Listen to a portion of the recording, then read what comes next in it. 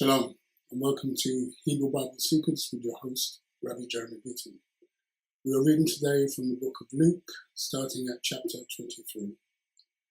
Luke, chapter 23, verse 1.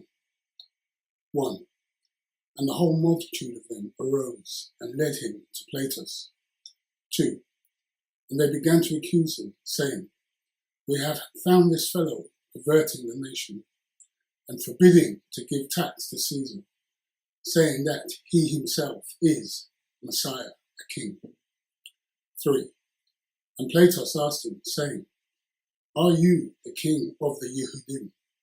And he answered him and said, You said it. 4. Then said Platus to the chief Kohanim and to the people, I find no fault in this man. 5. And they were the more angry, saying, He stirs up the people, teaching throughout all Yehuda, Judea, beginning from Galilee to this place. 6. When Platus heard of Galilee, he asked whether the man were a Galilean. 6. When Platus heard of Galilee, he asked whether the man were a Galilean.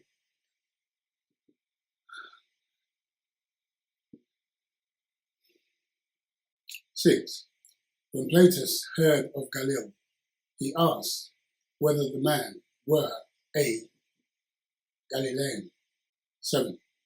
And as soon as he knew that he belonged to Herod's jurisdiction, he sent him to Herodes, who himself also was at Jerusalem at that time. 8. And when Herodes saw Yahushua, he was exceedingly glad, for he desired to see him of a long season, because he had heard many things of him, and he hoped to have seen some miracle done by him. 9. Then he questioned him in many words, but he answered him nothing. 10.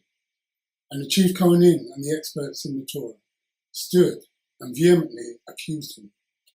11.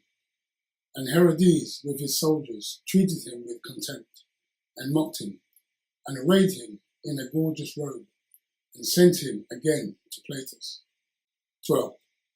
And the same day, Platus and Herodes became friends together, for before they were at enmity between themselves. 13. And Platus, when he had called together the chief Kohanim and the rulers and the people. 14.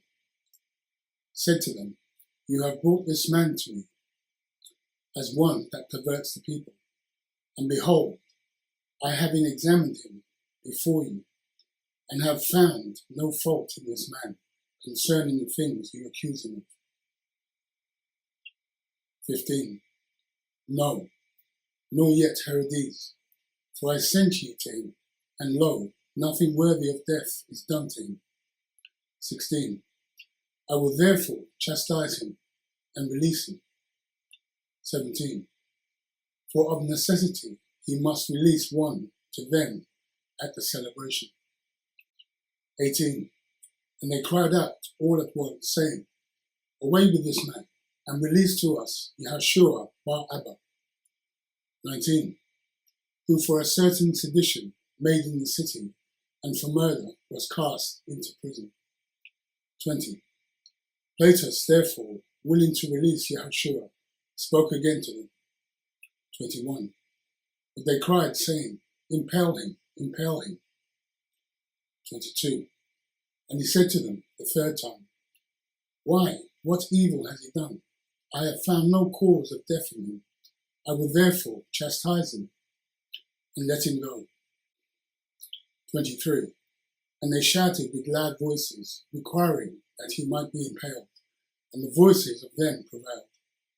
24. And Platus gave sentence that it should be as they required. 25. And he released him to them, that for sedition and murder was cast into prison, whom they had desired, but he handed Yahushua to their will. 26. And as they led him away, they laid hold upon one Shimon, a Syrian, North African, coming out of the country, and on him they laid the execution stake, that he might bear it after Yahushua. 27. And there followed him a great crowd of people and of women, which also bewailed and lamented him. 28. But Yahushua turning to them said, Daughters of Jerusalem, do not weep for me, but weep for yourselves and for your children. 29. For behold, the days are coming, in which they shall say, Blessed are the barren, and the wombs that never bear, and the breasts that never nursed. 30. Then shall they begin to say to the mountains, Fall on us, and to the hills, cover us. 31. For if these things be done to the green X, the tree, what shall be done in the dry? 32. And there were also 2 other criminals led with him to be put to death. 33. And when they had reached to the place which is called Golgotha, there they impaled him and the criminals, and one on the right hand and the other on the left. 34. Then said Yahushua, Av, forgive them, for they know not what they do. And they parted his clothes and cast lots. 35. And the people stood beholding, and the rulers also with them derided him, saying, He rescues others, let him rescue himself, if he be the Messiah, the chosen of Elohim. 36. And the soldiers also mocked him, coming to him and offering him vinegar. 37. And saying, If you be the king of the Yehudim, rescue yourself. 38. And a subscription also was written over him in letters of Greek and Latin and Hebrew. This is the king of the Yehudim. 39. And one of the criminals which were handed railed on him, saying, If you be the Messiah, rescue yourself and us. 40. But the other answering rebuked him, saying, Do you not fear Elohim, seeing you are in the same condemnation? 41. And we indeed justly, for we receive the due reward of our deeds, but this man has done nothing wrong. 42. And he said, Yahushua, remember me when you come into your kingdom. 43. And Yahushua said to him, Truly, I say to you, today you will be with me in paradise. 44. And it was about the 6th hour, and there was darkness all over the earth, even to the 9th hour. 45. And the sun was darkened, and the veil of the Beth, the Hamikdash, temple, was rent in the middle. 46. And when Yahushua had cried with a loud voice, he said, Av, into your hands I command my Ruach, spirit. And having said thus, he gave up the Ruach, spirit. 47. Now when the centurion saw what was done, he esteemed Elohim, saying, Certainly, this was a righteous man. 48. And all the people that came together to the sight, beholding the things which were done, beat their breasts and returned. 49. And all his acquaintances and the women that followed him from Galilee stood at a distance beholding these things. 50. And behold, there was a man named Joseph, a Sanhedrin member, and he was a good man and one righteous. 51. The same had not consented to the counsel and deed of them. He was of Ramathaim, Arimathea, a city of the Yehudim, who also himself waited for the kingdom of Elohim. 52. This man went to Platus and begged the body of Yahushua. 53. And he took it down and wrapped him in linen and laid it in a tomb that was hewn in stone, wherein no man before was laid. 54. And that day was the preparation, and the Sabbath drew near. 55. And the women also, which came with him from Galilee, followed after, and beheld the tomb, and how his body was laid. 56. And they returned and prepared spices and ointments and rested the Sabbath day according to the commandment. So that now brings us to the end of chapter 23. So let's go back and have a look at some of the footnotes in chapter 23. So let's have a look at the first footnote. So the first footnote is in verse 6. So when Plato heard of Galilee, he asked whether the man were a Galilean. So let's have a look at this.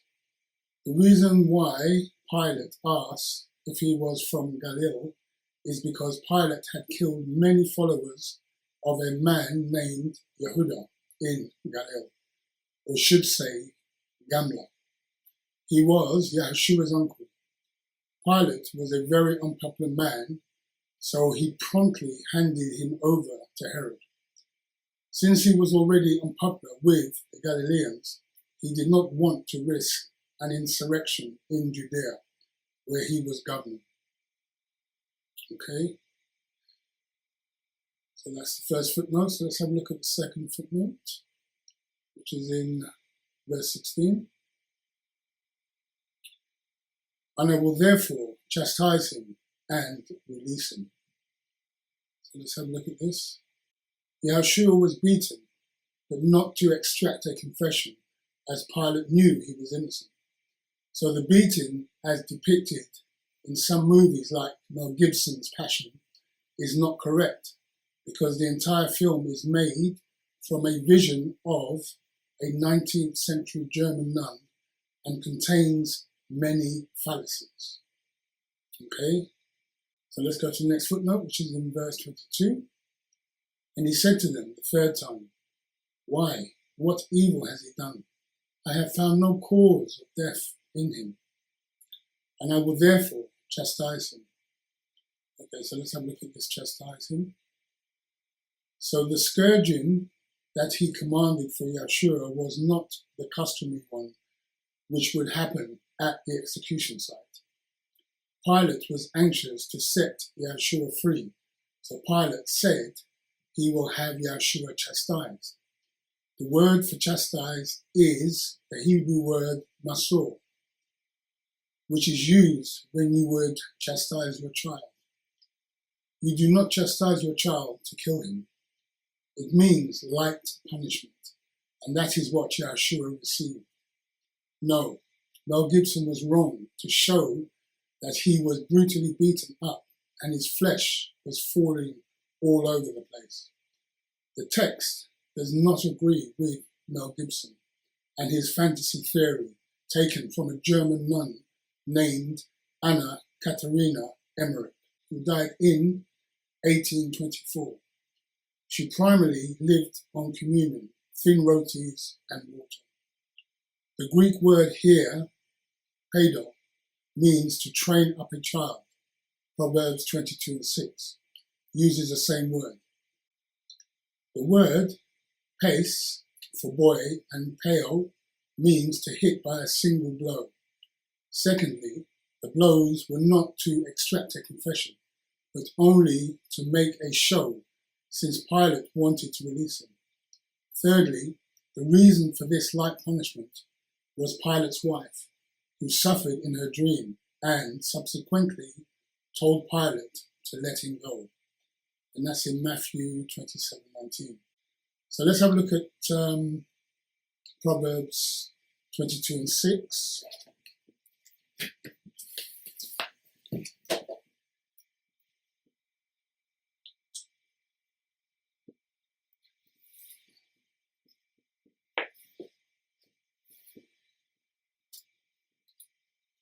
So Proverbs 22:6, and it reads, "Train up a child in the way he should go, and when he is old, he will not depart from it." Okay, so train up a child in the way that he should go.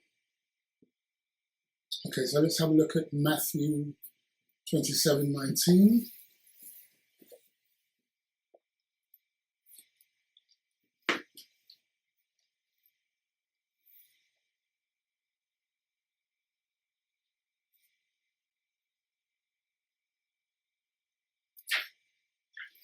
So Matthew 27:19, and it reads, when he was seated on the judgment seat, his wife sent word to him, saying, have nothing to do with that righteous man, for I have suffered many things this day in a dream because of him. Okay, so that was Plato's wife saying to Plato, have nothing to do with him. So basically, don't touch him or don't hurt him. Okay, so we have a continuation of the last footnote. So if this was so, then surely Yahushua should have outlived the robbers, but he didn't. The reason is that he was stoned to death, which caused him to die quicker. So let's go to the next footnote, which is in verse 31. For if these things be done to the green tree, what shall be done in the dry? So let's have a look at this. So the green tree is a prophecy of a righteous man. Jeremiah 11:16 and Psalms 52:8. While the dry tree is used of a man who is childless and for other people. This is correct rendering of the Hebrew idiom. If these things be done to the green tree. Okay. So let's go to the next footnote, which is in verse 33. And when they had reached to the place which is called Golgotha. So let's have a look at this, Golgotha. Translations that use Calvary are incorrect. Okay, so it's actually Golgotha.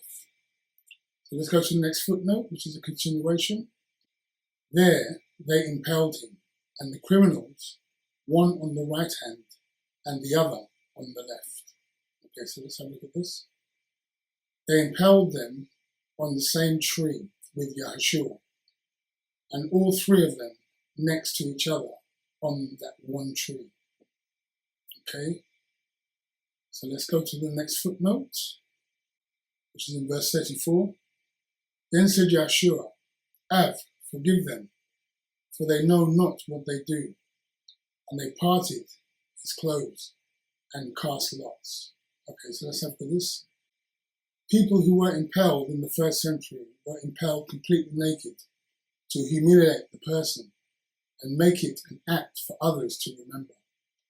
In Yeshua's case, he was not completely naked because in the halakha, the Lord, it was ordered that if women are present, then the man's private parts must be covered. Okay, so we have another footnote here, which is a continuation. So close and cast lots. So let's have a look at this, cast lots. So this verse is a later insertion, and it does not exist in many earlier codices. Okay, so let's go to the next footnote, which is in verse 38. And the superscription also was written over him in letters of Greek, Latin, and Hebrew. This is the king of the Yehudim. Okay, let's have a look at this. So we have here, see Matthew 27:37. So let's have a look at Matthew 27:37. So Matthew 27:37, and it reads, and set up over his head his accusation written, this is Yahushua, ha-Notzeri, we Hamalek, ha-Yahudim. So we have a footnote here for ha-Yahudim, and it reads, in Hebrew, the acronym formed were Yud, Hey, Wa, and Hey, forming Yahweh, which the Hebrew people objected to. Okay? So they objected to him calling himself Yahweh, God. Okay, so let's have a look, see if there's any more footnotes. So we have another footnote in verse 45. And the sun was darkened, and the veil of the Beth Hamikdash, the temple, was rent in the middle. Okay, so let's have a look at this in the middle. According to the Talmud, Shabbat 15a, 40 years before the destruction of Jerusalem, the Sanhedrin was banished from the chamber of hewn stones in the temple and sat in the trading station in the temple to the east of the former chamber. Okay, so that's coming from the Talmud, Shabbat 15a. Okay, so we have another footnote here in verse 54. And that day was the preparation and the Sabbath drew near. Okay, so let's have a look at this. And the Sabbath drew near. So we have here, this was not the weekly Sabbath, but the annual Sabbath of the celebration of unleavened bread on Abib 15. Okay, let's go to the next footnote, which is in verse 56. And they returned and prepared spices and ointments and rested the Sabbath day according to the commandment. Okay, so let's have a look at this. Rested the Sabbath day. So we have here, the women went either Thursday evening or Friday daytime that week, which was the start of the Chap, celebration of unleavened bread that year. While Yeshua hung on the tree on the Wednesday afternoon, the 14th of Nisan, the next day, Thursday, all the shops would have been closed during that daytime, from Wednesday night onwards to Thursday sunset, because of it being a high set-apart day. And then from Thursday evening to Friday, just before sunset, would be the only time they could go for spices before the start of the weekly Sabbath of Saturday. Okay, so that now brings us to the end of chapter 23. So I thank you for watching and I hope to see you on the other side. This is Rabbi Beaton saying, thank you for watching and shalom shalom.